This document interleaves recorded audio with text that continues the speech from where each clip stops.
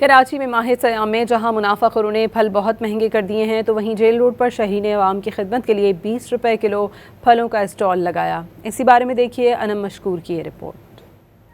اب افطار کے دسترخوان پر فروٹ بھی آسانی سے ہوگا۔ کراچی کے ایک درد مند شہری نے لوگوں کی مشکلات آسان کر دی۔ جیل چورنگی پر وسیع سٹالز پر مختلف اقسام کے پھل اور شربت صرف 20 روپے کلو میں عوام کی خدمت کے لیے پیش کر دیا۔